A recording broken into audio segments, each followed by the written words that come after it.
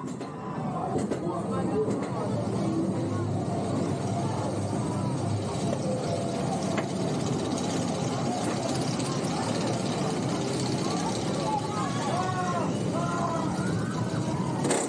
to the ride with Wild Wayne Cartwright, an exciting thrill ride through the wonderful world of HBCU athletics.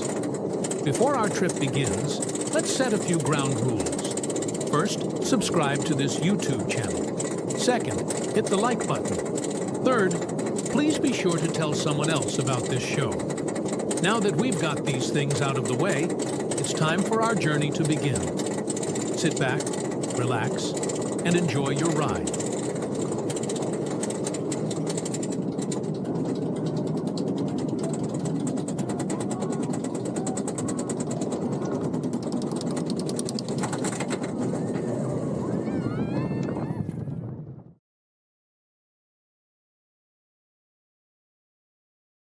Well, good evening, everybody who's out here in the world. Hope everybody is well. Wild Wayne is here, not from my usual spot, which is my basement down in Columbus, Ohio. I'm still actually here in Alabama, visiting family, but also preparing to work the second day of the USATF Track Masters tomorrow here in Huntsville. So I'm on location, but yet I wanted to take this time out and just get some of this material that I have for you. So yesterday I was at SWAC Media Day and I compiled some interviews and hope everybody enjoys. Let's get started with Terrance Graves.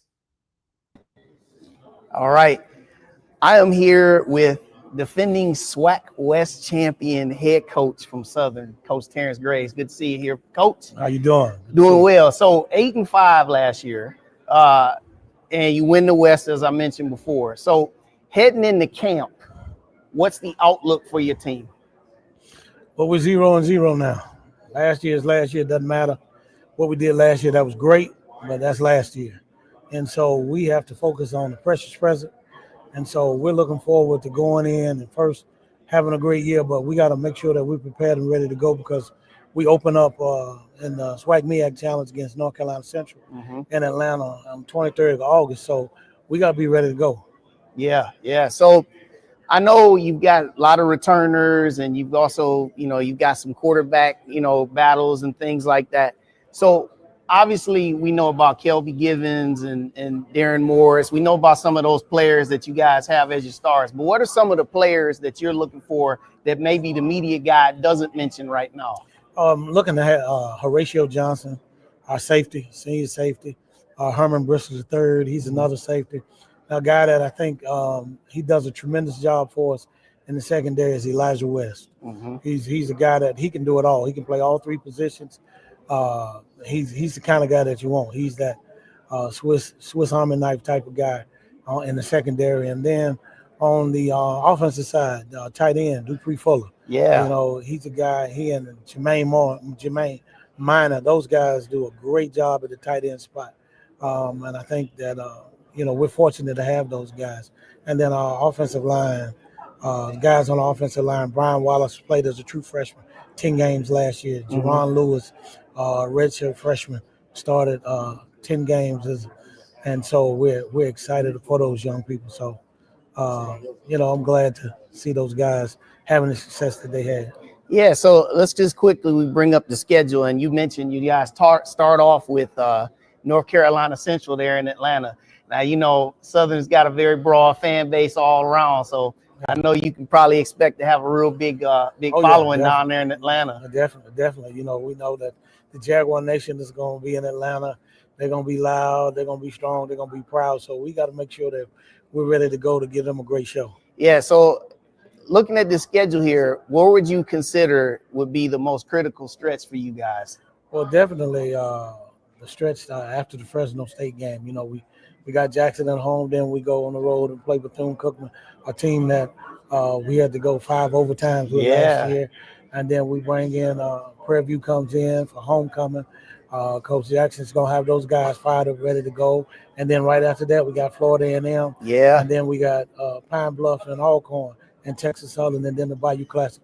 So after that Fresno State game, the rest of the season, I mean, we gotta be ready to go because it's a lot of great teams, home and away, that we have to be ready to go against. Yeah, and I know you guys will be real fired up, obviously, with Jackson State, which is a very diehard rivalry, but also, you know, with Florida A&M, you know, coming to your place this time. You know, I know you guys will be fired up, but I'm really excited about your team this year. You know, you guys won the close games last year. Oh yeah, Won some overtime games. Oh yeah, guys did a great job of staying focused and never saying never. So hats off to them for showing the intestinal fortitude and fighting back and coming out victorious. All right, and then lastly, I'll get you out of here on this. What'd you do during the off season, man, to get away from football? I went to the coast and got by some water and got a little R&R and relaxed a little bit. So, and then always when I can spend time with my family, my daughter, my grandchildren, and siblings, it's always a good thing because I'm a family man. So, you know, you got to be able to get away, and to be able to get away was good. Yeah, well, he's Terrance Graves, head coach of Southern, entering his second year, trying to get back to the SWAC championship. They start in Atlanta. Can they finish in Atlanta? We'll see. Go Coach, Jags. thank you for joining me. Right. That was Terrance Graves yesterday with me. That was the first interview that I actually did yesterday. So, you know, you heard him, hoping to start in Atlanta and maybe finish in Atlanta. All right, let's move forward. Next guy that I want to bring before you that I talked to yesterday, Mickey Joseph, Grambling, year head coach of the Grambling State Tigers. Coach Mickey Joseph. Coach, it is a pleasure to have you on the show. Yes, sir. I appreciate y'all having me. So last year, 5-7. Yes. As your opener. Tough. A lot of movement, a lot of moving parts. You know, you guys forced a lot of turnovers early in the year, you know, and then you guys had a little bit of turnover with the roster and also turnover with your staff this year. So after first year, now headed into now get ready for camp. In your own words, man, just talk about it. Awareness. We're aware now. We're aware how things are being ran. We're aware how we need to do things, how we need to prepare, what we need to do for his practice, what we need to do for his meetings. Just our awareness is up. You know, like I said, it took 1 year and we came in. I'm a very competitive person, you know, but one thing we say about Grambling, we're building that Grambling. We're going to continue to build. And with this roster, we had to get this roster to the point where it was our guys. And now it's our guys. You know, I think it's maybe 4 to 6. That's from the previous staff, but it's our guys now. So like you say, you know, we just got to continue to build that Grambling. And like I said, it's one family, one legacy. And that's exactly what we're looking at. It's one family, one legacy. One Grambling. We all under one umbrella. But at the end of the day, we Grambling. We know we're everybody's Super Bowl. So we got to give them a Super Bowl. Yeah. And so I know one of the obvious changes that you guys have is you got a new offensive coordinator, and then you're going to take more of an active role with the staff and calling plays. So talk about that. Well, you know, I have a pass game coordinator, the quarterback coach Sharon Carey. You know, played at LSU. He's been with me for a while. Been knowing him for a long time. We're on the same page. And Eric Losey brought him back. I was at Alcorn with him in 2013. Brought him back to be a run game coordinator. So, like I said, if anybody know me personally, they know who's calling it. You know, because I've told them. But it's about organization. It's all about working together. So everybody's going to have a hand in this offensive game plan if you're on the offensive staff, including grad assistants, because you count on those guys on this level because they have an active role. You know, when you go to the Power 5 role, you know, they don't have no active role because you got 20 other analysts. Right. But here we don't have that. So they become good coaches because at a young age, we give them a whole bunch of responsibility. So everybody in that offensive room is going to have responsibility to get this game plan together. And it can come out of anybody's mouth. You know, but it might be whoever's hot that day. Yeah. You know, but we all going to be on the same page, and it's going to be one game plan when we walk out that door. All right. So sticking with offense, all right, you guys are returning some people, and you got some new additions there. All right. So talk a little bit about some of the names of the guys that aren't here that maybe we should hear from on offense. Well, everybody knows T-Sets with us. Correct. The kid from Southern. You know, Aston Fry's doing a great job also at the quarterback position. You know, and Taj Martin's back. Matt, and then we're gonna get Trey Bradford back, the running back that we had last year that was with me at LSU. We're gonna get him back. So we got some kids that's coming back that's gonna be great players for us, because it's all about team. And we're going to continue to just build our team and keep building. And at the end of the day, we think we're going to fix these problems. Yeah. And on defense, like I talked about, you guys forced a lot of turnovers early in the year. Yes. So where you guys looking for there on defense there? Well, we lost Andrew Jones, player of the year in defense. We lost him to Ole Miss. We lost Mike to Wisconsin. We lost Hardy to Western Kentucky. We lost David Jones to SEMO. But we got to replace those kids. Right. That's part of the game. We understand that's part of the game. The portal's real, and that money's real. Yeah. It's about bank accounts. And kids getting $475, $275, $50 up front. Hey, and not $50 up front. I just want to make that clear.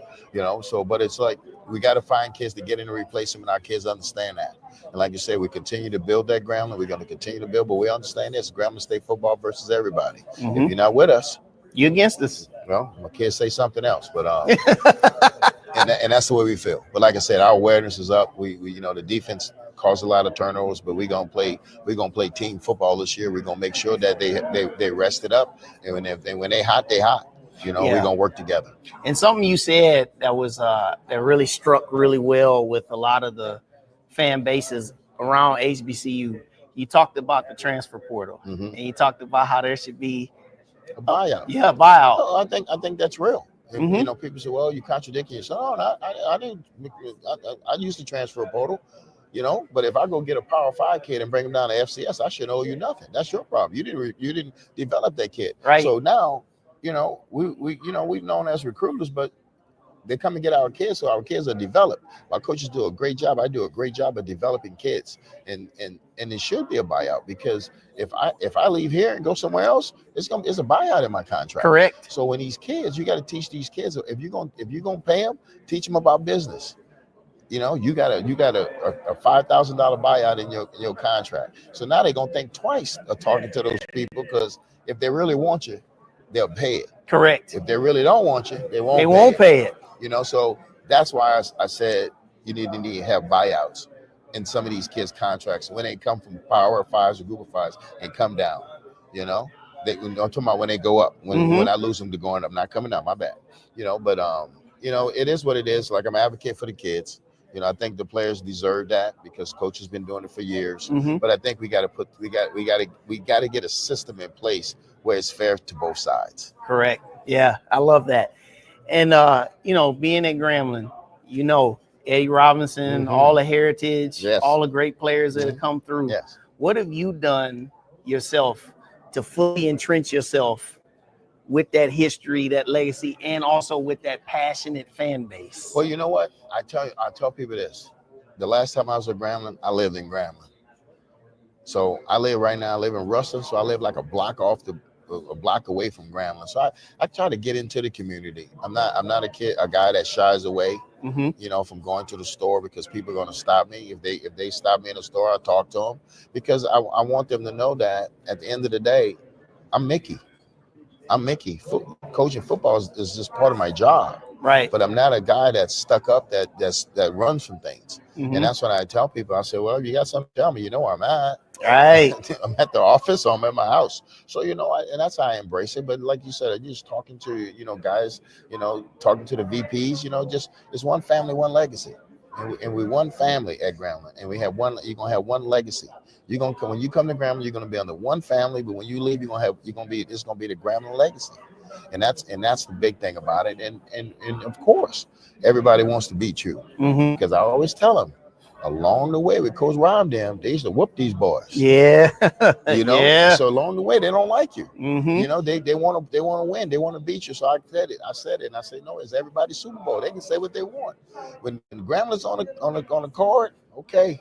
You start shaking hands, like when we was at Nebraska and Colorado was coming up. Was coming up. We started shaking our head. Okay, here we go. The boys coming to town. So listen, we understand that. Very competitive conference. Love it, and I wish most of our kids would give them a shot in the NFL. Give them a shot. Just bring them to camp and let them compete. Yeah. Because if you bring them to camp, they might not test out the best, because some of them can't afford to go for 6 weeks and go to these trainers and afford that. They got to work out at school, but just bring them to camp and let them compete, and you'll see the difference. Absolutely. Just give them a shot. Absolutely. But I know we got to test them and all that, but turn a film on and watch them compete, because I got to see it firsthand last year. And there's a lot of kids that I'm looking like, oh no, that player gonna be in the league. Yeah, and that's credibility, because you've been at the Power 5 a lot of your career. Yes, and I just want them to give them a chance. Just bring them to camp. Yeah. Just bring them to camp and give them reps. That's all. Yeah. So we'll pull the schedule up, and me being the guy that lives in Columbus, Ohio, and works for Ohio State. Yes. So we know that that'll be an opportunity. Well, let's just look at it in a more positive light. You guys have an opportunity to go to Ohio Stadium, play in front of 100,000 people. A lot of your players, they'll have this is what I always tell people about some of these payment games. The players, they have an opportunity to go play at some places that they may have otherwise never had a chance to play. Maybe they wanted to be recruited there. This is their opportunity to get there. So it'll be an opportunity for you guys. Yes, and you know what? Even if you want to play on the next level, show up that game, because that's the first game they're gonna pull. Okay, but it's like you said, it's an opportunity of a lifetime to go into Ohio State and play at home and see that game day atmosphere. It's something that you're gonna remember for the rest of your life. Yeah. And people say, Mickey, why are you doing it? Well, financially, it helps the university. It helps the university, but it's an opportunity for my kids to play on a huge stage. You're playing the defending national champs. They're going to play Texas the week before. So no matter what, you're going to have over 1 million something eyes on you. That's right. Because everybody's going to watch Ohio State. And also we have Jackson State in Vegas. Yep. It's going to be a big game. Very big game. In Vegas. So it's also, we just going to have the opportunity to play in these big games. Because you know what? When we go to New Orleans, it is what it is with that game. You throw the records out. Throw the records out. But it's an opportunity. It's a great schedule. We excited. We got to take it one by one. But at the end of the day, like I said, we continue. We're going to continue to build. We're going to keep building this thing till we get it back. That's right. Yeah, and there's a game that you guys are going to play November 1st against a team I know very well. So, I know you guys owe us. I know you owe us. We're on a 3-game winning streak against you guys. I know you owe us, but I really, really have a whole lot of respect for the brand that Grambling is. As I get ready to get you out of here on this, I have a whole lot of respect for Grambling, the brand. Have also had very big respect for your career. Love what you did. How you took over there at Nebraska under some tough situations. So you definitely know what fan base expectations are full of. Well, yeah, and that's the thing about it. You understand that, but you also understand, being an interim coach, that you're playing with kids that you didn't recruit. Correct. You had to get them to buy in, and I thought I got them to buy in over there. So I'm going to continue to do the things that we need to do at Grambling, continue to develop players. But like I said, we're going to continue to build. It's still going to be one family, one legacy, and we picked 5th in the West. We understand that. We, like I said, we own it. Okay, that's what you want to do. But guess what? We get to see all those teams that's in front of us. Everybody gets to lace it up and get on the field and see you. Yes. So he's second-year head coach, Mickey Joseph. These boys are ready to prove that they're better than what them folks say. Yes. All right. Appreciate you, Coach, for joining me. All right. And we'll talk to you soon, man. And that was Coach Joseph. And that was a really good time that I had with him. And yeah, Ms. Mack, they're playing Ohio State week number 2. So it's gonna be kind of interesting, isn't it? But I really, really liked that interview with him, and he's very candid, and he's heading into his 2nd year, so we'll see what transpires with that. Okay, yeah, what's up, G? Good to see you, my brother. So for you, G, next one I'm going to my time with Cedric Thomas.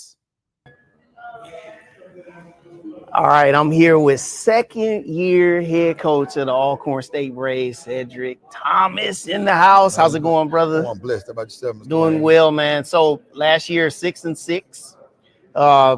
First year, you guys had, different stories. You guys ran the ball pretty well in segments.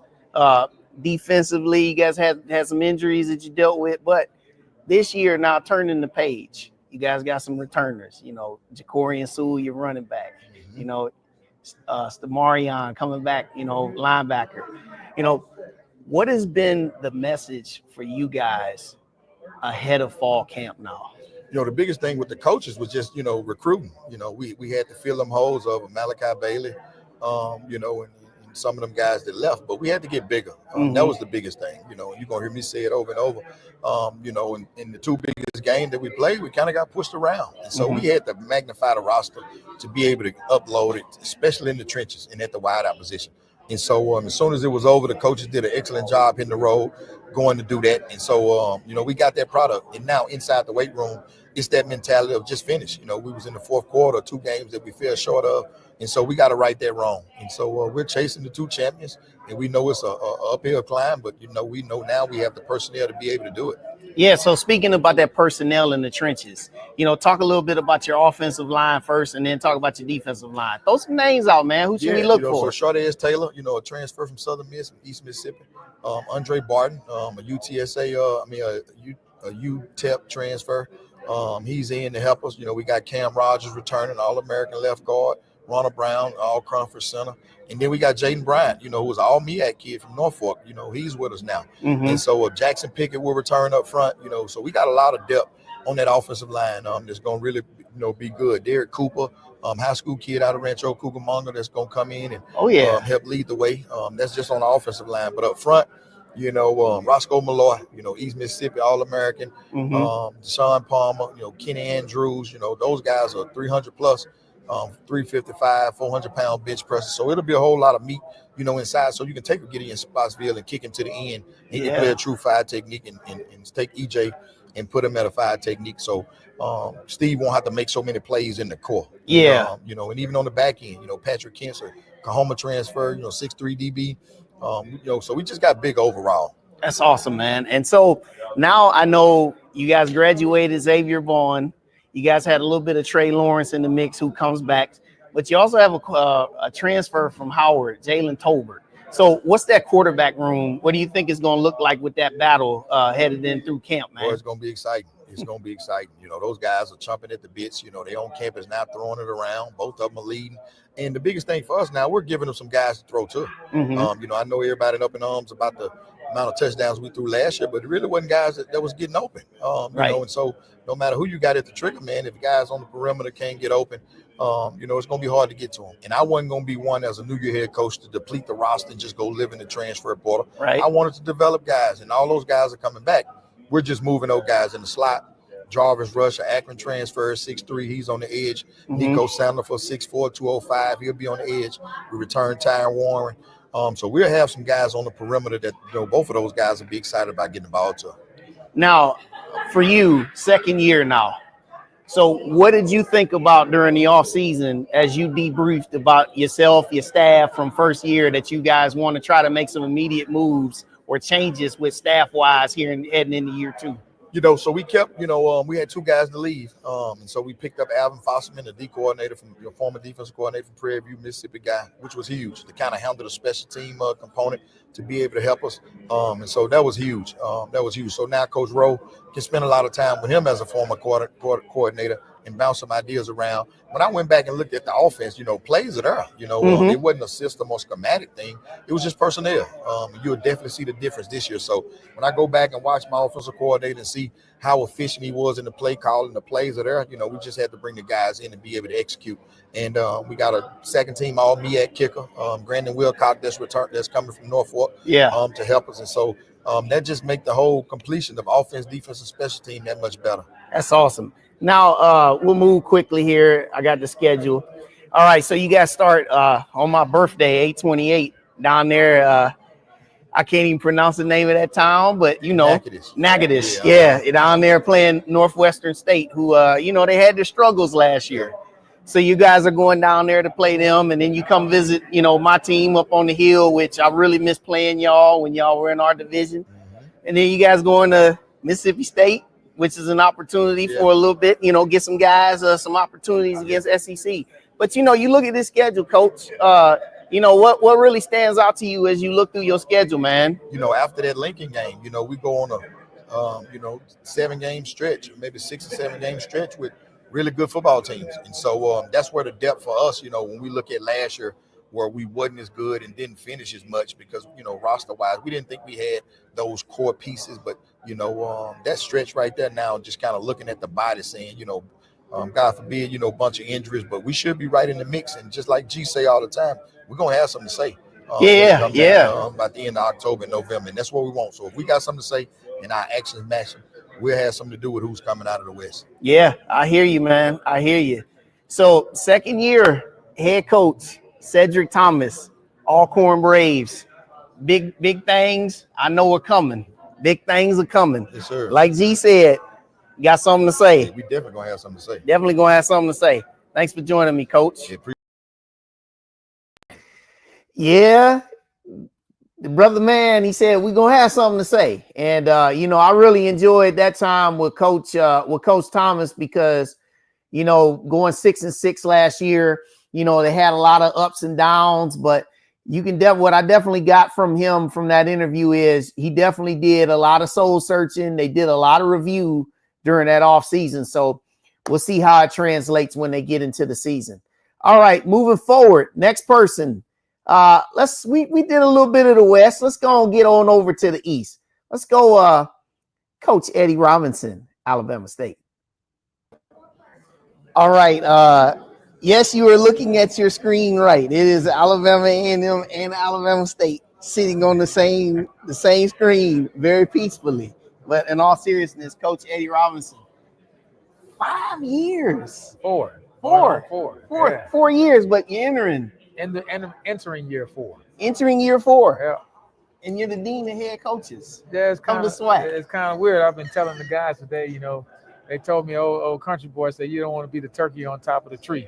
Now, he the first one to get shot. So I got to be careful around here. But it's just how college football goes. The turnover has been a little bit more than we expected. And Coach Willie Simmons, a couple other coaches, you know, they've left to other places. So, but, you know, it's still competitive. We got a lot of great coaches coming into the conference with Coach Shade, Coach Tremaine down there at Prairie View. These guys have won championships, so it's just going to make it more competitive. Coach Buckley played against him in the NFL. We were drafted the same year. So, yeah. It's going to be tough out there. It's like they say, it's rough in the SWAC. He said he ain't SWAC. Right. He ain't SWAC. He's SWAC. Exactly. Nah. You know how I go. Yeah, I know how I go.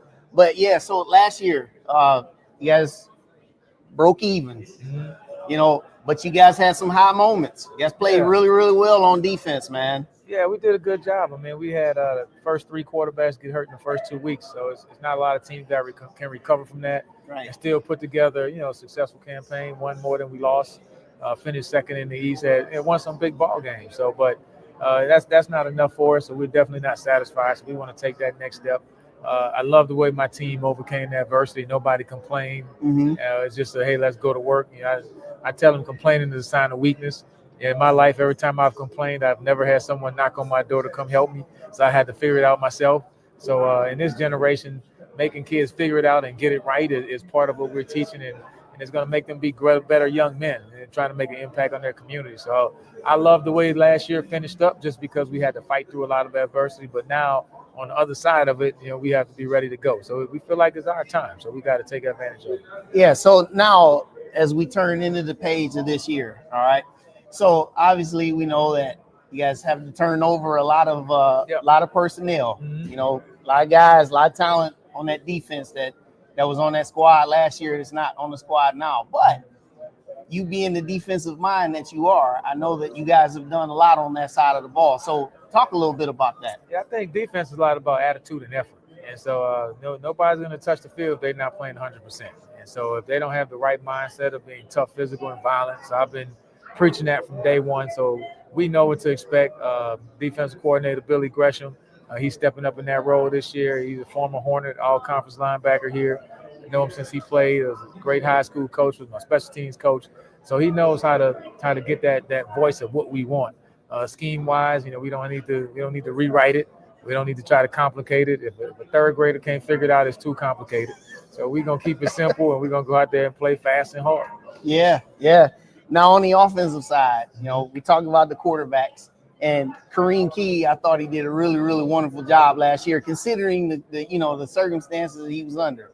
You guys ran the ball. You guys get host claw back. You guys got you guys lost what I thought was the best center in the conference last year. Really is done, but you guys are replenishing guys. So offensively, what does it look like this year for you guys? Yeah, man, we got some guys with some experience. We have 4 guys coming back on that offensive line that played a lot, and then 3 of them are preseason all conference. So when you get those awards, then I expect a lot. And so like you said, Holsclaw is the guy.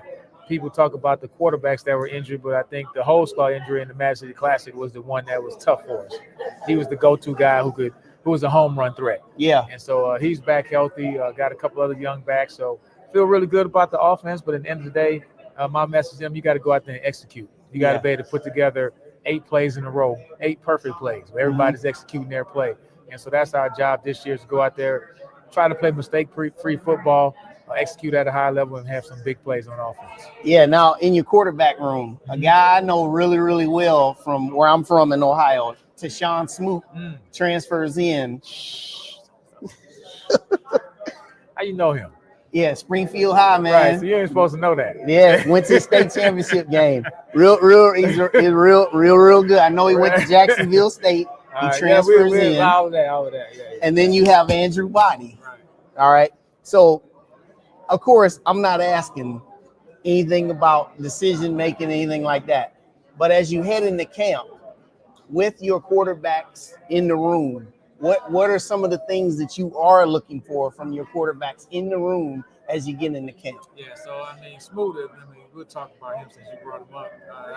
I was hoping nobody at media day would have brought him up, but man, he's first of all, a great kid. You know what I'm saying? His daddy was a coach, and great family. Transferred in from Jacksonville State. He's looked really good in the spring. Just a very, very mature young man. And Body's the same way. We got Braylon Ragland and of course Kareem Key. So we got a good bit of quarterbacks who can play. So I think it's a luxury. After last year, we didn't want to not have guys that could be in the building that can compete. And so, but for us, my message that I always tell the kids: consistently good equals great. And so when I look at what makes a great quarterback, being consistently good. Yeah, I don't need you to make that 40 yards down the field in triple coverage. I need you to hit that guy in the flat 10 out of 10. Yeah. And so making great decisions from the quarterback position is what we're looking for, and those guys know it. And the guy who can do that on a consistent basis is going to play the most. And I think it's great when you have competition in the room that brings out the best of us. Oh, yeah. So the teams that I've been on that were really good, you knew that the backup was just as good as you. And if you had a bad day or a bad game or missed something, then you would lose your opportunity to play. And so that's going to make us a better team having those guys in there. And it's a healthy competition. We know they all want to play, but they know that the kid that's going to play is going to be the most disciplined, being the quarterback, being the leader. And being the starting quarterback, that's a 24-hour job.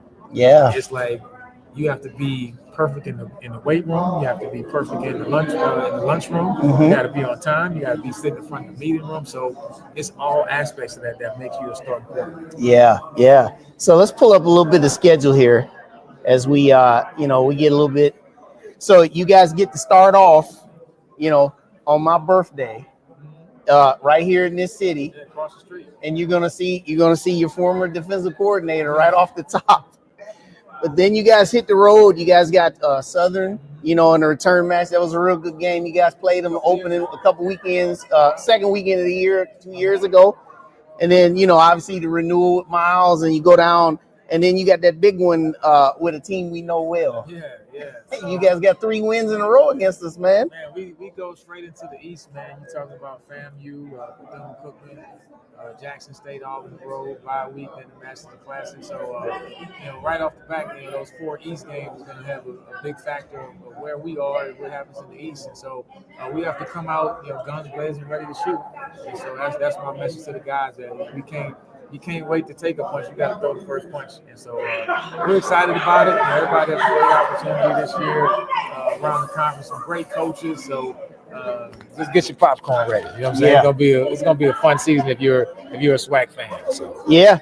Well, Coach, this has been you're entering the 4th season. I know you guys have done some really, really good things. Like I said, I've been a fan of you guys, except for the last Saturday of October. Fair enough. But, in all seriousness, though, great work. I know you guys have, big expectations for a great year. And I expect nothing less because I know you guys are always going to bring it because your coach brings it. Appreciate it, man. Yeah. And thank you guys for the coverage. We appreciate you coming out here for Media Day. As much as we know we put a great product, we need you guys to tell everybody about the great product. So we appreciate that. Yeah. So he's Coach Eddie Robinson, Alabama State Hornets. And we'll see these guys late October. Best of luck, Coach. Appreciate it. Thank you. All right. Yeah, that was a pretty good interview. It's funny when Miss Mac said, as long as they beat him. And it is, he's the dean of the conference. Yeah, it's kind of funny. He's been there longer than everybody else, but, we'll see what happens. And then, Benny said Smoot gonna start over Body. he wanted to be kind of silent about that, but your boy, he stayed doing his research, man. So I kind of had that one in reserve, man. I knew that one was coming. So, we're gonna move on forward with the next ones. We're gonna continue on with a little bit here in the East with James Colzie.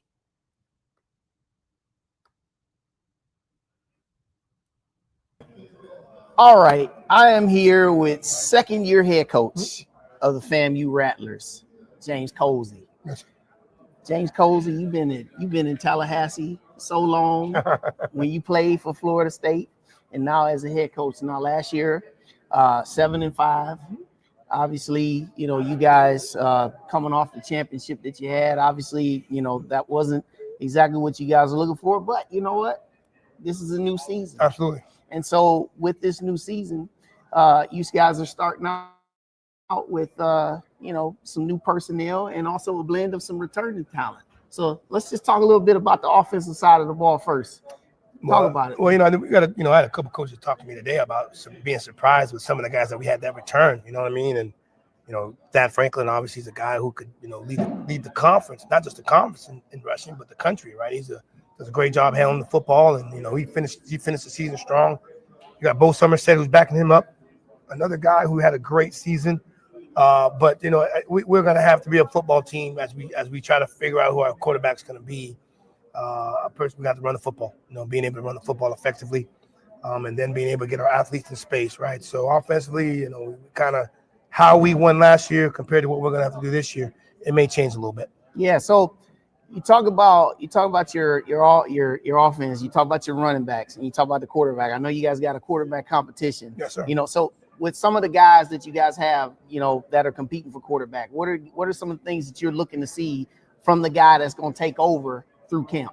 Well, I think that Coach Burst and I, we're on one accord that quarterback's got to be able to run the offense first and foremost, but secondly, got to be able to take care of the football. We had some times last year where we were cavalier with the football, and it cost us some football games, right? At the end of the day, right, and we were 21-20 against Jackson State. We fumbled the ball, right? And then against Mississippi Valley, we're inside the 20-yard line 3 different occasions, and we fumbled the football, right? So, not just at the quarterback position, but offensively, when you get yourself in a position to score, you got to have points. We can't have turnovers that are going to negate points for us on the offensive side. Yeah, and then I know you guys returned some good pieces on that offensive line. You got Big Ashton Grable and you got old Chuck down there. But who are some of the other guys that on that offensive line that we should know about? Well, Ricky Taylor did a great job of finishing the season for us. Elijah Philippe, our big tackle that we got from Troy last year. So, when it was all said and done and our season ended, against Alabama A&M, and when we sat in there as a staff and talked about what we needed to get changed, what we needed to get better with, and that was in the trenches, right? The skill positions in this conference, they're unmatched, right? We got receivers. Every team's got receivers. Every team's got DBs, all those things. But if you want to be in serious consideration to winning the SWAC, you got to be great on the offensive line. You got to be great on the defensive line. And those are the things that we needed to address, and I felt that we did. Now, on the defense, you got Mr. Westmoreland coming back. Yep, sir. You got some other guys that are coming back. What do you guys have done? What have you guys done on that defensive side of the ball that we should know about? Name some guys for us. We got 3 guys that on each position at the all conference, at the preseason all conference. Westmoreland should be a force. Nayron Jenkins was a team guy who led us in tackles last year. TJ Huggins led us in interceptions. But all 3 of those guys are leaders in their own right. But as I mentioned with the offensive line, our defensive line had to get better. At times last year, teams were able to run down the gut of our defense. And that's something that I wasn't really accustomed to, especially being at FAM the first 2 years, right? So, we did a great job of taking care of the defensive line. Amari Williams, a young man from Liberty, Malik Rozier, a young man from App State, Mazio Horando, a young man from Townsend, to go along with Cam Donald, to go along with Davion Westmoreland, to go along with Nick Demetrius, right? So we needed to make sure we shored up our defensive front. And again, I think we did that as well, especially on that side of the football. Awesome. Now I'll pull up your schedule here real quick here as we get towards the end. All right, so you guys start off Orange Blossom Classic down there in Howard, playing those guys, and just kind of talk about the schedule, Coach. Well, I mean, I don't like to look ahead, and obviously the schedule, but we get a chance to sit down with Miss Suggs, our athletic director, and we had a chance to really put the schedule together. Now, again, the 8 games we play in the SWAC, that's what we got, right? But but now you add a North Carolina Central come into Tallahassee, then you add Albany State's a rivalry game. Even though they're Division II, they're going to come in ready to play. But I think the biggest thing was making sure we got ourselves back into the Orange Blossom Classic. That's obviously a game every year that Florida A&M should be playing in. So getting a chance to go back to that, we thought that was very, very important. And then, get a chance to play FAU, right? They're coming in with a new staff. So who knows, right? They'll be coming off playing a Maryland football team. So, again, schedule's great. We got to come to play every week. There's no pushovers. And obviously we get a chance to go to Atlanta, to play Mississippi Valley, which again, for us is a chance to play in front of a huge alumni base for us. Yes, sir. Well, I know you guys are heading into this second year. Yep. You guys got offensive coordinator Henry Burris. Yes, sir. You guys got some pieces. You guys are looking to do some big things down there in Tallahassee. Well, excited with our staff, Henry Burris, OC, Ken McThompson, DC, and Kevin Weston as our special teams coordinator. Got a great staff. I'm excited about them. Slowly but surely we've been building it together, and can't wait to put that product on the football field. Hey, he's second-year head coach, Florida A&M Rattlers, James Colzie. Thanks for joining me, sir. Appreciate you, man. Appreciate you. Absolutely, man. Yeah, James Colzie. Looking forward to see what he can do in that second year. And I definitely think that he's got a lot of pressure on him headed into year 2 because 7-5, that definitely wasn't the standard of what people were looking for. But he'll have a chance to prove it nevertheless. So we'll move on with the next one. I kind of sat a little bit now. We'll go back to the West a little bit. Sat with Alonzo Hampton, UAPB. I am here with third-year head coach of the Arkansas Pine Bluff Golden Lions, Alonzo Hampton. Coach, how you doing, my man? Great to see you. All right, third year. Last year, you guys were 3-9. A very competitive 3-9. That's what I like to tell folks. Look at us looking at the camera. A very competitive 3-9. You guys had a really good win against Prairie View on a Thursday night. You guys pushed some teams, man. Yep. So now with that team last year, I know something that you guys have had to deal with are transfers, but this is 2025. Everybody has the transfers. But now you're turning the page now to a new season here, year 3. What do you take from the first 2 as you head into year 3 with camp coming up? Well, what you have to be able to do is develop depth. And so I've challenged all my coaches, man. I want to be able to play 22 guys on offense, 22 guys on defense every game because that's where you end up getting the most bang for your buck. Like, we're not a team that's going to be able to play 11, 12 guys on offense and defense. That's not best for UAPB football, especially when you don't have your kids all summer, right? So you need to be able to build competitive depth when you get in the game that you don't miss a beat. And the places that I've been has been really good. That's what we've been able to do. Like, these kids are on scholarship, man, and some of these guys are walk-ons are really good. And so, as you mentioned earlier, like, we lost a lot of close games last year. Grambling, we had a chance to win a game in the fourth quarter. We had a chance to win Alcorn. We was up 14-0. It was tied in the fourth quarter. We had a chance to take the lead in the fourth quarter, like 7 minutes in the game. And then even Texas Southern, we were winning at halftime. And it was like 17-13, like 5 minutes in the third quarter. So we're right there, but we got to do our due diligence, all right, and be able to finish the drive, okay, and be able to do the things necessary to be able to get over the hump. First year we lost big. Last year we lost close. This year we need to be able to win those close games. And then the fourth year we need to be able to really take the jump. But so we're taking it one day at a time. It's a process. And I said to everybody, I didn't want to be a one-hit wonder where you come in and win 8, 9 games, then your team disappear because everybody get in the portal. And we've been able to navigate that thing. And we're recruiting guys that want to prove themselves. And Giovanni Gibson was a prime example of that. Came from a Division II school, had 20 catches, had 75 for us.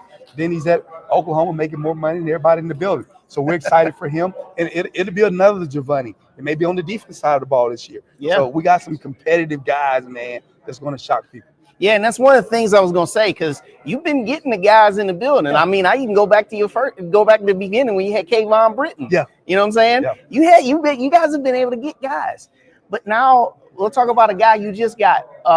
You guys got Christian Peters. Yes, Shaw, quarterback. Talk Christian about him. Peters, a really good football player, grad transfer kid, loves the game of football, highly competitive, very athletic. And I tell people, man, like we got 3 or 4 quarterbacks that we don't know who's going to be the guy, but Christian Peters is a guy that believes he's the guy. And so that's what you want. You want that calm confidence, and that's what he has. When he walks in the huddle, he's looking at you like, I got you type of guy. Like let's go, we can do this. And so we're excited about him. And so to see how it kind of plays out. Yeah. Now, and you guys got one of your linemen here today. Yep. Talk about your trenches, man, your offense and your defensive line. Throw out some names of the guys that aren't here that we should know about. Well, obviously got a guy, EJ Pullins, coming from Lincoln, Pennsylvania, really good. He's about the same size as Jeremiah is here. Man, guys, D2 guys that moved up that we're counting on defensive line. We signed 4 guys, can't even mention their names. They'll be on campus next week. Man, we kind of flipped the roster. When I say flipped it from a defensive line perspective, one of our defensive linemen went to New Mexico State, and 2 more guys graduated and left. But again, man, I love this football team because of what we're building. And when you see what we're going to be able to do, got a new defensive coordinator, what the defense that we're running, things in place, it's exciting, man. Offensively, the OC's back. I worked with him at ULM. And so now it's time for us to be able to put it all together. Our special team coordinator's back. And that's why I got Trey Glimp. He's a preseason all-conference guy. So we're excited. Yeah, and so we'll get into a little bit of how the schedule looks real quick here. So you got to start off with Texas Tech, and then you've got you got a return match against Central Arkansas, and then as you can see, you guys got a little bit of a residency there in Memphis, with that Southern heritage. Well, we're excited about going back to Memphis in the Southern Heritage Classic. Obviously got Alcorn, which is the conference game. We gave up a home game to go there. Well, Memphis is home to us, so we're excited about that. And our players, man, we're excited about the schedule that we got in front of us. But we're just going to put it together, man, and have fun with it and expect to win every day, competing against ourselves every day in practice. Well, lastly, I'll get you out of here on this. So entering your 3rd year, you've been a well-traveled guy as a head coach, and you've definitely been able to connect. But what can your fan base, what kind of team can you say that they're getting here in Alonzo Hampton's 3rd season? All right, what you're going to see is fast, physical, and aggressive on both sides of the ball, offense, defense, special team. And then you're going to see a guy that really fights for each other, a team that loves each other. They're not going to quit. And at the end of the day, all we need is our fan is to show up and show out and be loud and give us that extra boost and be like the Lions. When they feel the roar, we need to hear it. We need to hear them in the stands. Well, he's 3rd year head coach, Alonzo Hampton, and he's looking to flip the script this year and take some big steps forward. UAP Golden Lions. I'm a big fan of your work, man. Appreciate it. I appreciate you for joining me here on the show. God bless you, brother. Yeah, UAPB Golden Lions entering the next year for Alonzo Hampton. So we'll see what happens with that. All right, so we're gonna move on to the next one. The next one I got for you is my brief time with Terrell Buckley.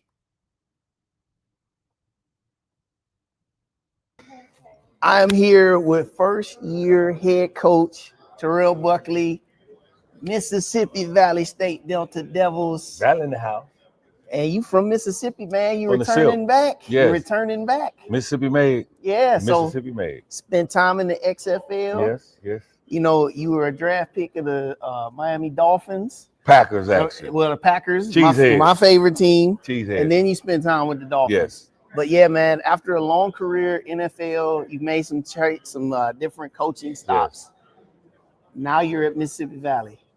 Why Valley? Almost 20 years of coaching, SEC, ACC, the MAC.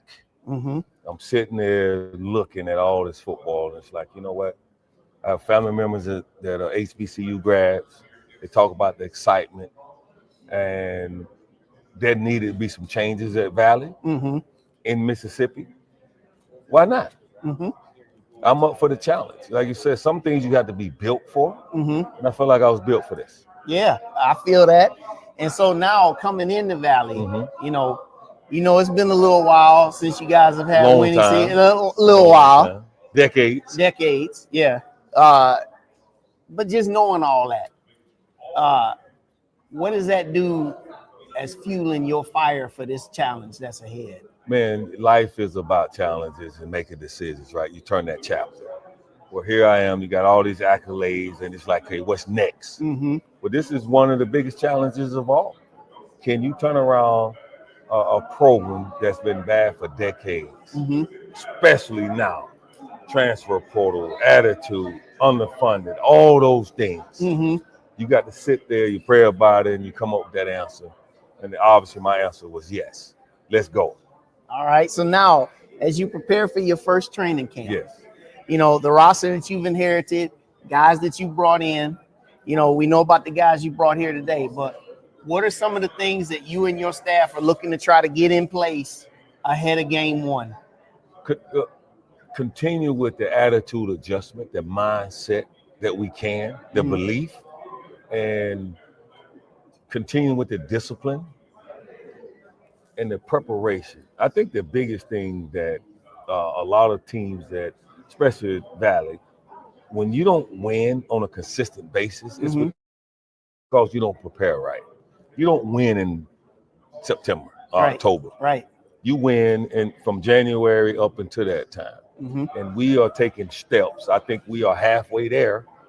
Now we need to continue that and finish up with training camp. If we can keep moving that needle to understand that this is when we win, now that I feel like we have the players, it's going to be a beautiful thing. So are you guys looking at this as like a multi-phased approach, or are you just like, let's just see what we get first year and let's just let the chips fall where they may? No, we're looking at multiple years. We done did what we had to do the beginning of the year, spring ball, summer, training camp. So that's 4 points. The fifth spot is, okay, let's go out here and prove it. Let's go out and earn it on the field. Yeah, I'll get you out of here on this. We'll pull up the schedule. So you guys start with Southern, non-league, and then you guys hit the road and you got some different things on this schedule. As you look at this schedule, you guys got some very exciting games. You go to Atlanta to play FAMU. You play a team that I know very well, Alabama A&M, for our homecoming. Yes. But what do you guys see with this schedule, and how does your players, how are they embracing the schedule and the challenges ahead? Opportunity. That's why we're doing this all in the summer, is to play the game. It doesn't matter who's on that. Right. You don't matter who you playing. Right. The opportunity to go out and compete at a Division I college is all you need. Hey, that says enough right there for me. Amen. But I love your passion, I love your attitude. I know you guys are gonna come in, you're gonna embrace it. You already hit the ground running. Yes.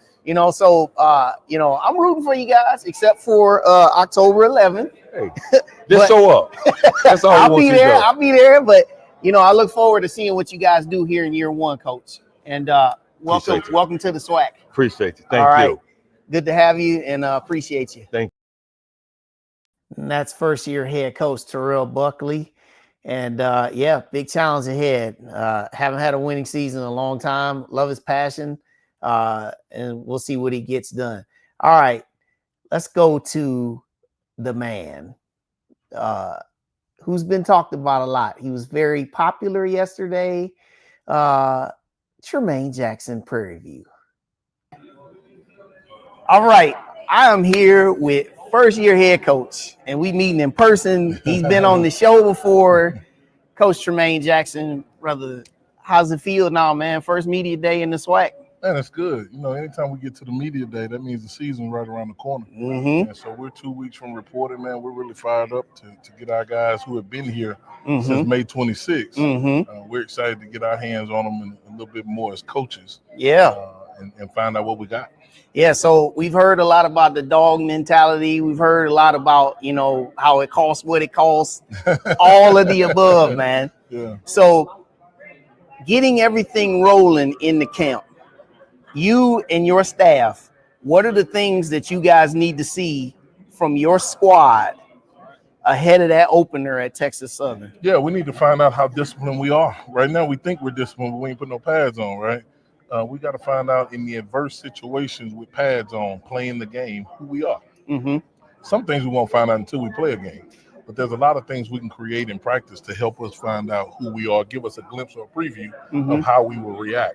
And then we got to find out how close our football team is, because that's going to tell us if we're able to win close games or not. So it's a certain formula and way that we go about doing it, that we've done it before, to figure out who we are before we actually get to a game. So when the game happens, it's kind of easy. Yeah. We put a lot of pressure on our guys in practice, man, the way we maneuver and do things. And so we got to find those answers out in the 27 days of camp. Yeah. However long we got. All right. So you got your returners like McDowell, and you got like Cam Peters. You got some of the guys that have been with the program, but you also brought in a lot of transfers. So what's the process of, you know, meshing the returners with those that are incoming ahead of how you build your lineup, man? Yeah, so 34 players from last year's roster on our current roster, 73 new guys. And so I get this question all the time. How do you mesh those guys, right? The collective has a responsibility to mesh itself. Yes, sir. And so those guys have been together since May 26th. If we roll into August and they ain't meshed, then they fail. And so there's nothing no coach can do. We can put them through the fire unless the collective makes a decision that they're going to be together. They ain't going to be together. Yeah. And so hopefully those guys have made that decision. And the way we can tell is by how they hang out together, how they go about it. When we put them through adverse situations, do they stand up for each other? Correct. Because we try to find out, are you going to let him go or are you going to go with it? And in the way that we go about practicing. And so we'll find out fairly quickly, but I believe this collective has made a decision. And so as long as they made the decision I think they've made, then we should be okay from that standpoint. All right. This is your third time going around as a first-year head coach. All right. Colorado Mesa, Valdosta State, now Prairie View. In this third stint now, what do you think you can take from the first two stints that'll help you in this next chapter? Yeah, I think the way we come into a program, you know, in Colorado Mesa, I was new.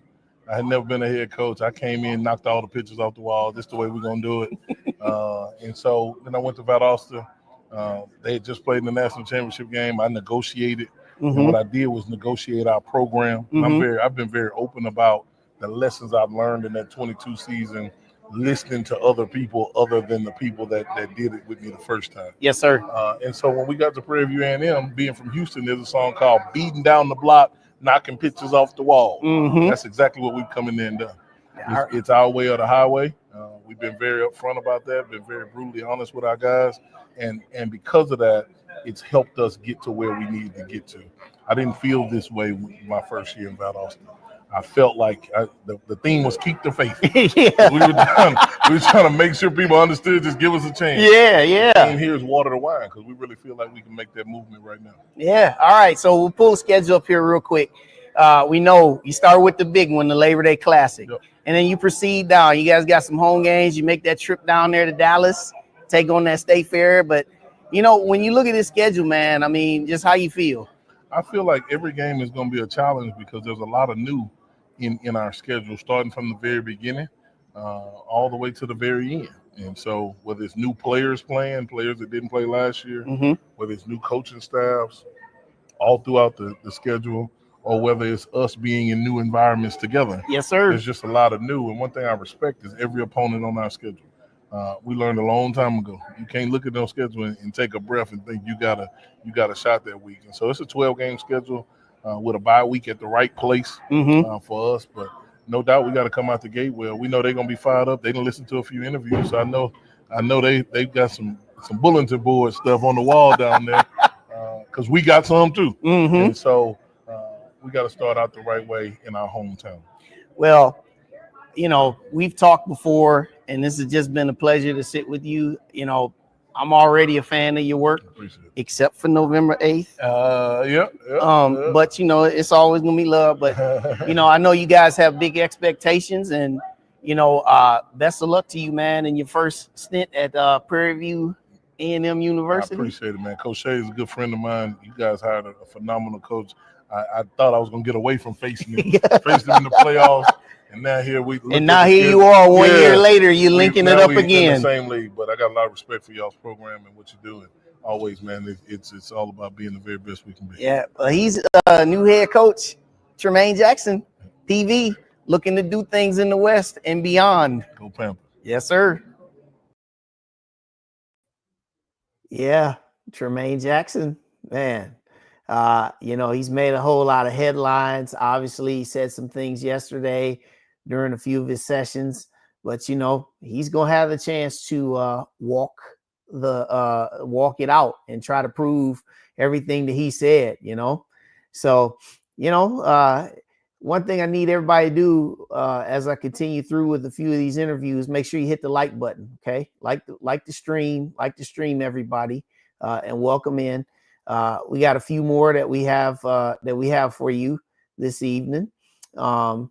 As I'm just going back down the archives of everything that took place yesterday while I was at SWAC Media Day.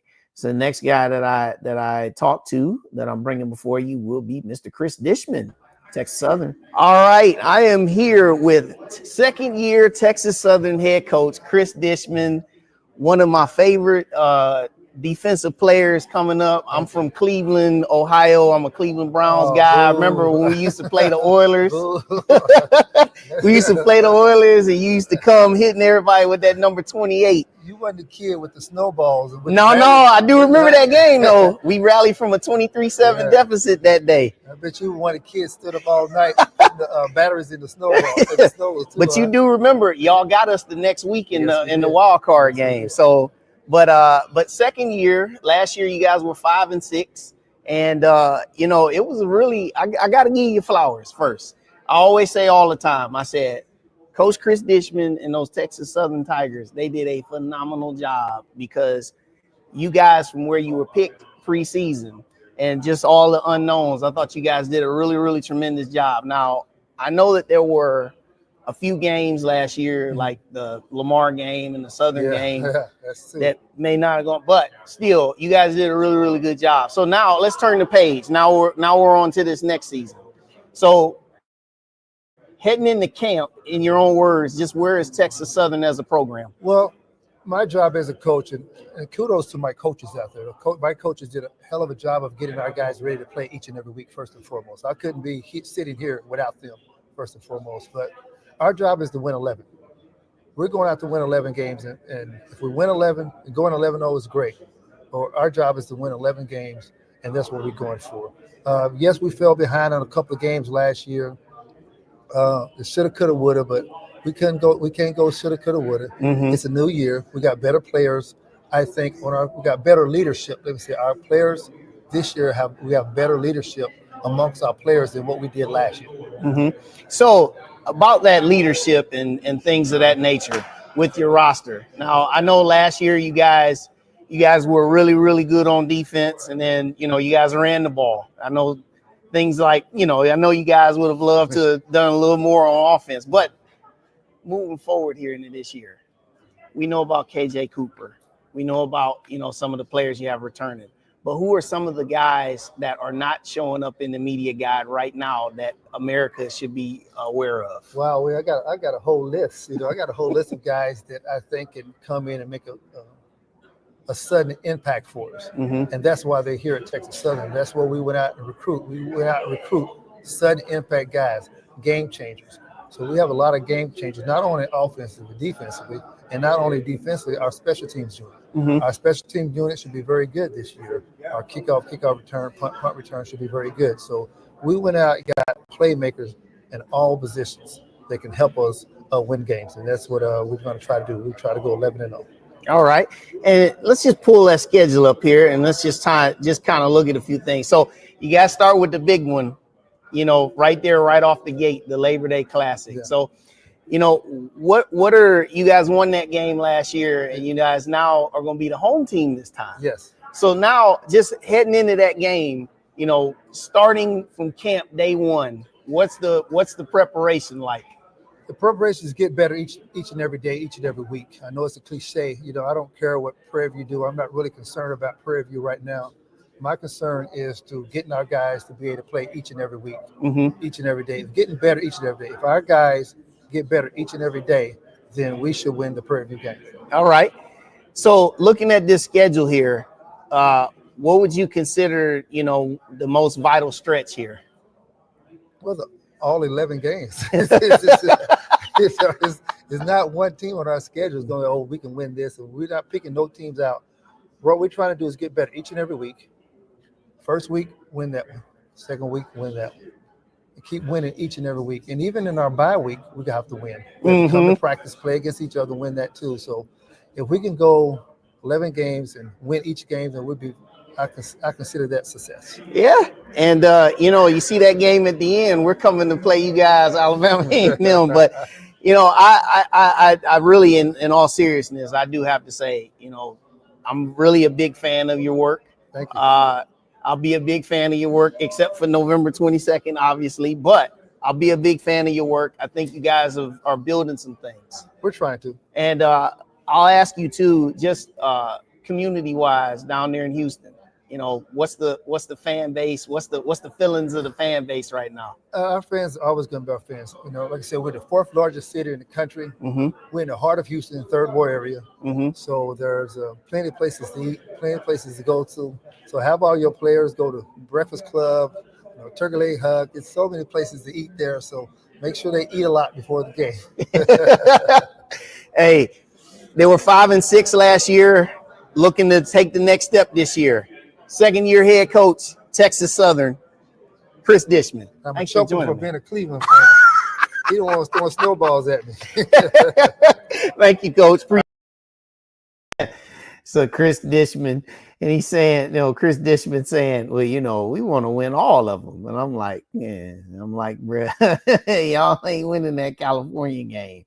But I love his energy. I love everything that he had to say. One thing that's very apparent though with Texas Southern this year is that they're not going to be able to sneak up on folks like they did last year. So, let's move forward. Next one is, that I'm going to bring before you is my head coach. And I really enjoyed this moment that I had with my head coach. Here you go. All right. We are here with our head coach. Our first-year head coach, Coach Sam Shade, has joined us here on From the Hill podcast live from Media Day. Coach, it is a great thing to meet you finally in person. You've been on the show. It is. You've already been on the show, but now we're meeting in person. Man, I'm excited about it. I enjoy being on the show also. Yeah. So, Media Day. Yes. It's your first time Media Day in the SWAC. Right. How's it been? It's been great. Our players are Cornelius Brown, Demetrius Biambi, man. Those guys have been so excited about this from the time we got to the hotel. They've enjoyed every minute of being interviewed and the photo shoots and all that stuff. And I think it's great that they get this opportunity because they work really hard and they've been leaders on our team. They're both grads already. Both guys are going to end up getting their MBA from A&M. They're close to getting that too. So just great examples of the type of student athletes we want in our football program. Yeah. So now you're headed into the very first training camp. Oh, yes. And we know how training camp can be, man. Them hot days in August.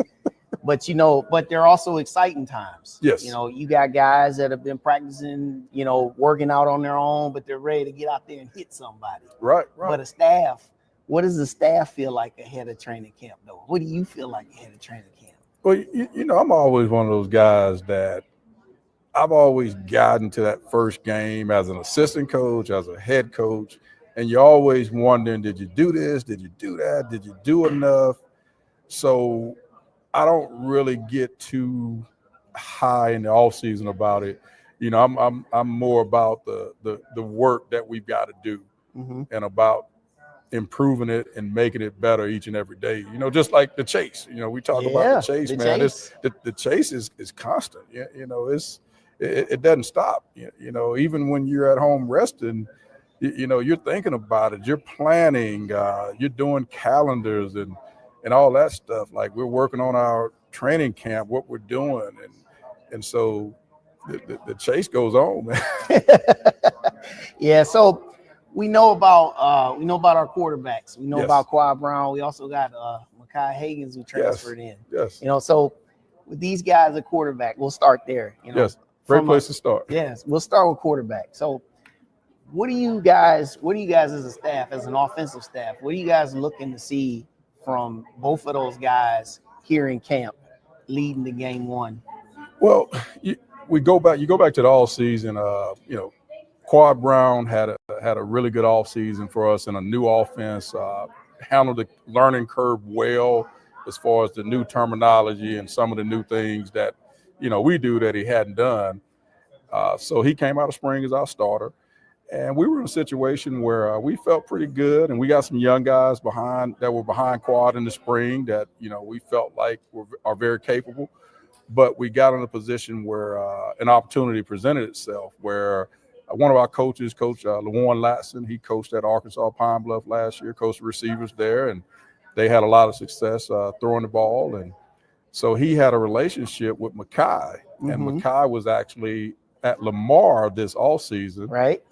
And he reached out to Coach Latson. He got in the portal, reached out to Coach Latson, and we talked about it. And we said, okay, we've got Quad, who we're happy with what he's doing, but we're also in the talent acquisition business in college football. We're always trying to, you know, get the most talent that we can have at each and every position. And I like creating competition also. So that had a lot to do with us getting Mekhi. And also now it puts us in a position where we've got two quarterbacks that have actually played a lot of college football compared to the guys that were behind Quad coming out of spring. None of those guys have really played a lot of college football, but they are very talented, and we're excited about the future with those guys. Yeah. So we're looking forward to that competition. And, yes. You know, because competition can makes do you nothing better. but make it better. Iron sharpens iron. I mean, sir. We believe in that. Yes, sir. Okay, now let's talk about our running backs. Okay. Now, obviously, we got Ryan Morrow, Colton Nero. We got some newcomers. Yes. What are you guys looking at in that running back room for us? Well, you know, I tell you what, it's funny how, you know, you the two guys you just talked about, for instance, Nero's a guy that has really made a lot of progress since spring. I think he's lost a little bit of weight, so now he's moving around. He's always been a downhill runner, but now he just looks a little quicker, and obviously he's been in the offense for a little while. So you know, excited about him, what he's doing. We've got some young backs that we brought in, a couple high school guys that are going to give us some depth. And then we've got a couple transfers that, you know, we also are excited about. But, you know, the same thing at running back. You go through a season and it's rare that you see one, even two guys stay healthy and, you know, be 100% every game. So we're excited that we added some depth with the two high school kids and the transfers we brought in. Yeah, and now we progress. Offensive line, we know Terrell Lawrence. He was named on the all-conference team, second team. You know, he's coming back. You got Ramir Lewis. You got some guys, man. I know we lost Carson Vincent, but you got some guys that are coming to replenish. Yes, we do. You know, for instance, you talk about, you know, Carson Vincent, a young guy that we're really excited about that had a good off season, good spring. Tyquez Richardson from Atlanta. You know, he's really brought a great work ethic. Each and every day, every workout, every practice, excited about him. And you talk about a guy that's an engineering major, that's almost a 4.0. So you want offensive linemen like that are tough, physical, but also smart guys that can communicate well. You go to our center position, Chloe at center, he's really taken a lot of steps. He's gotten better and better. And then we got some competitions going on in some spots like Bruce Crenshaw is working at right tackle.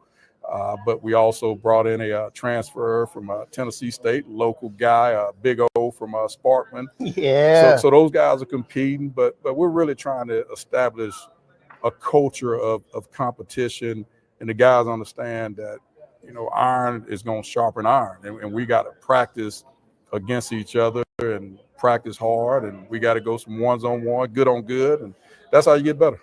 Receiving core.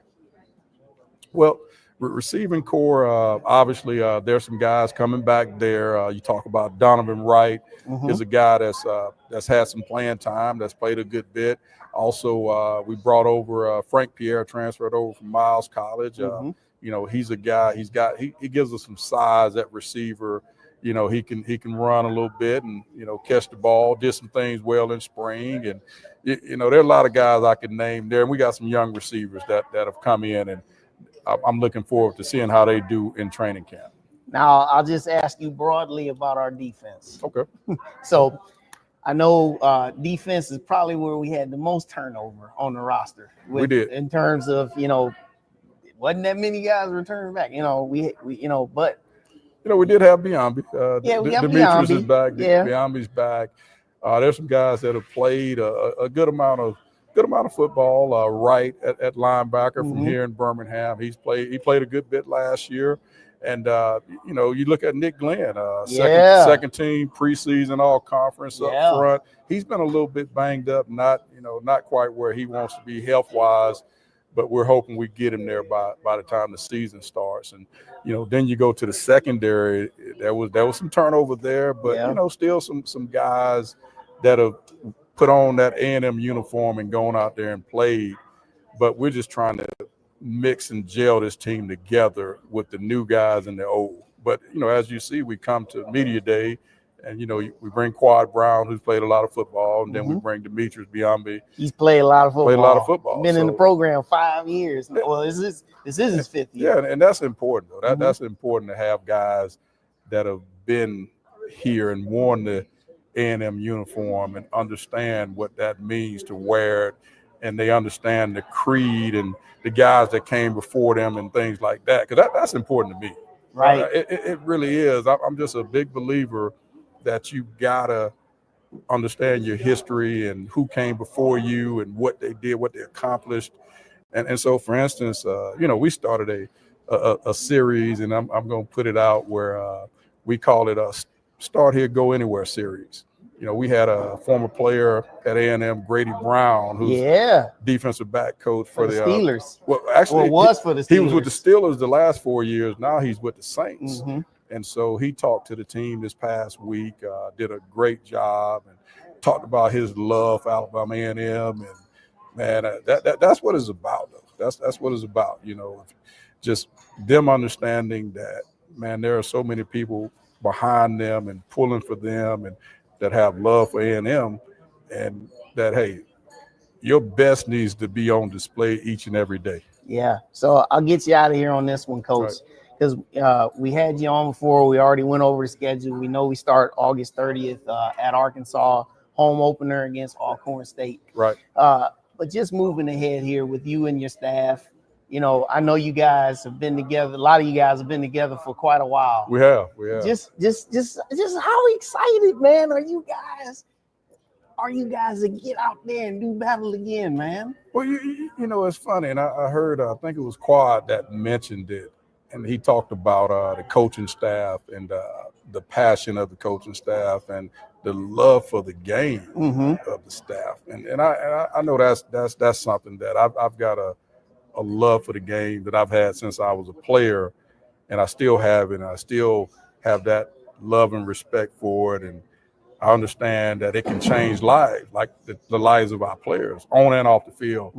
And so, man, we're always excited about football, and not just the games, but the journey, you know, the hard work. Like we try to make guys uncomfortable in practice. Like we try to do things, create adversity in practice that guys have to overcome, because that's what happens in a football game. Yeah. So I actually enjoy all of it, not just the games. I enjoy the preparation part of it too. Yeah. Well, man, I'm excited Okay. I'm so privileged to just have this opportunity to sit down with you.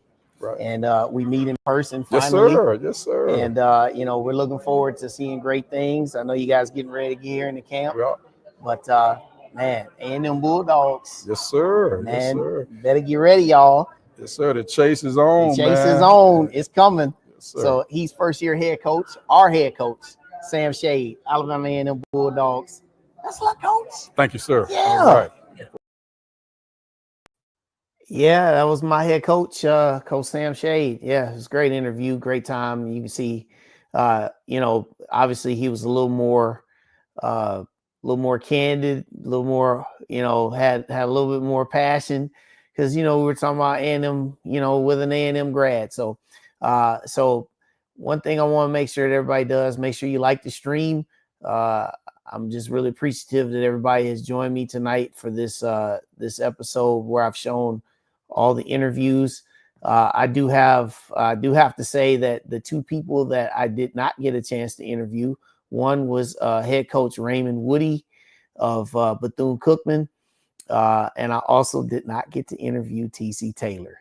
TC Taylor, I had him right there. I really, really tried to get him, but obviously, with him being the popular guy that he is, I was not able to interview him. I did have a chance to interview him in person last year at the Celebration Bowl in Atlanta. So, I had a chance to do that. So if Jackson State makes it to Atlanta again, like a lot of people expect them to, I definitely will have an even more extended interview with him down there. But we've got the season that's coming. I do have a couple other things that was from the show, that was from Media Day yesterday. A couple of segments that I taped that I'm going to share when I do my prediction next episode. Working on prediction episode, probably going to be the first week of August. And in that episode, I'm going to be joined by Blue, Zach McKinnell from Blue Bloods, Tashay Woods, Skirts and Sports, FAMU grad, some other folks. Going to be joined by a whole cast of those. One thing you guys know about me, you guys know that I live this, I do this. This is just something that is a big passion of mine. Covering this sport and covering HBCU sports. One thing that yesterday's announcement of SWAC TV did, it gave a big shot in the arm to folks, because one thing that we've been looking forward to is we've been looking forward to get more content and more opportunities to be able to show the great sports that we have, the great cultures we have, and the great traditions that we have.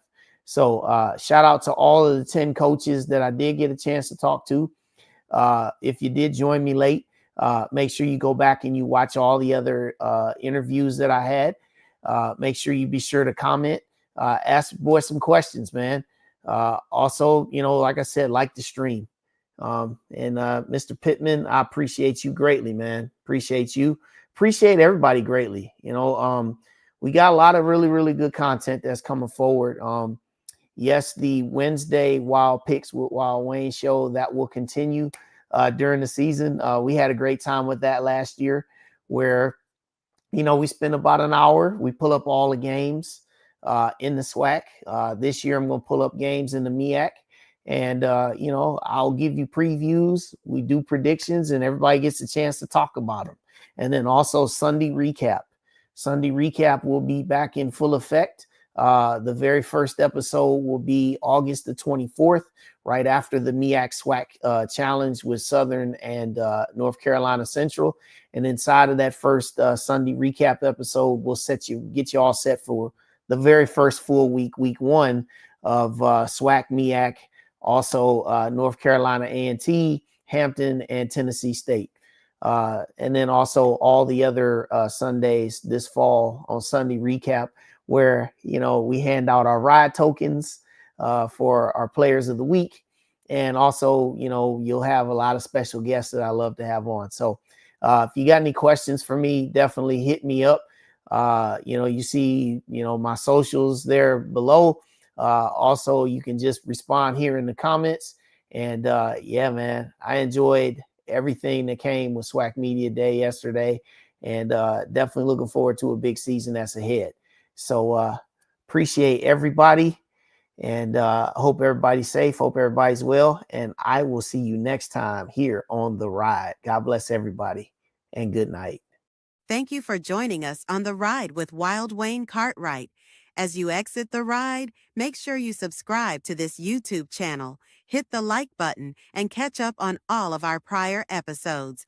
Until next time, God bless.